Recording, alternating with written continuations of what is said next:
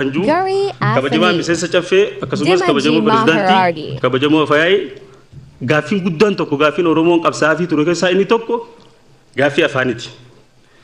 Dhimmi gaaffii afaan Oromoo biyya keessatti afaan Oromoo afaan akka Afrikaatti afuraffaa akka Itoophiyaa sadarkaa tokkoffaa uummanni miliyoona 50 ol afaan kana dubbatu waan ta'eef afaan hojii federaalaa akka ta'uuf qabsaamaa kan ture. Tartaa afaanotaa keessatti haala kaa'amu malee akkaataa dambii fi labsii jaamesanii ammallee hojiirra hin oolle waan ta'eef inni kun akka caffee mootummaa naannoo Oromiyaattis qabatamee ejjennoon kun ejjennoo caffeetis jennee waan yaannuuf gaaffii afaan hojii mootummaa federaalaa akka ta'uu qabu.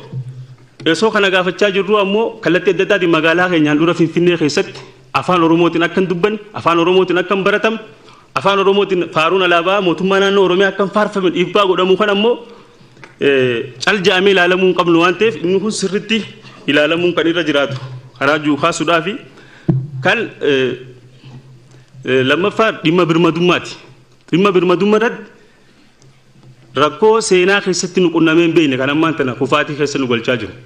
Ispeeshaalii aduu irraa kaasee akkasumas calii calankoo kaarramarraa baadimmee lola kaabaa guddicha gaggeeffamaa ture kanas dabalatee raayyaa ittisa biyyaa akka biyyattiitti ijaaruu keessattis gaheen Oromoon waggootan lamaan dabre kana muraasa booda kana mul'isis san duras ta'e kan haalamuu miti jechuudha.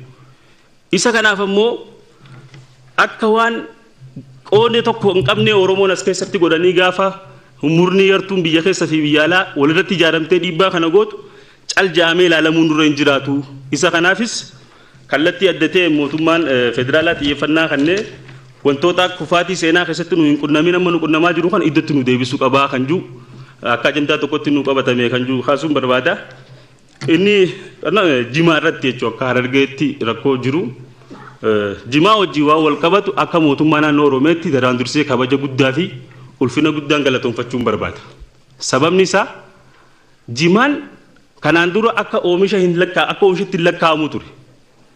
Sadarkaa xiyyeeffannaa itti kennee bulchiinsi mootummaa naannoo Oromiyaa galtee oomisha qonnaa jalatti labsiidhaa fi dambiidhaan hundeessee baasee waan ta'eef achirra dhaabbatamee seerri isaa akka hojiirra oolu kallattii garaagaraatiin tarkaanfii fudhatamaa ture jira. Giddugalli gabaa jimaan gurguddaan awwadaa'ee fi baddeessa irratti ijaaramaa jira qarshii cinaa biiliyoonaati ta'u olitti jechuudha. Kana qabatamaanis dheeyinee ilaallee magaalaa baddeessa irratti olmoosti parsantii 100 xumurame jechuun ni dandeenya. Baay'ee itti deemamee xumurame jechuun ni dandeenya jechuudha. Qaamonis dheeyinee waan laalleef isuma kana wal qabatee darbee ammoo tarkaanfilee tokko fudhatamaa turee fi keellaa dhaabuus hojii ol qabatee parsantii 50 giddugala gabaa jimaa biyya keessatti kan gurguramu jimaan kuni yeroo ammaa ammoo sadarkaa tibbana jidduu kana gama mootummaa federaalaa xalaa ministeerri daldalaa barreessitu jimaan akka biyya keessatti hin gurguramne gabaa biyya keessaa gara 10tti gurguramaa ture Somaaliyaa Itoophiyaa naannoo Fik Godee Kabridaar akka hin gurguramne taasisuudhaan hojii dhabaa baay'ee komii kaasisee jira jechuudha. Hojii dhabiyyee baay'ee nutti heddummeessa jira. Inni kun ammoo akka mootummaa federaalaatti akkamitti ilaalame akkamitti ol hubatamee dhimma kana hordofamaa jira. Gibirris itti ol ka'ee jira. Iddoo adda addaatti waan wanni godhamuuf dhimmi kun osoo ilaalamee karaa tasgabbii qabuun deebisaa isaa wal dubbifamaa deemamee kan jiru kaasuudhaa fi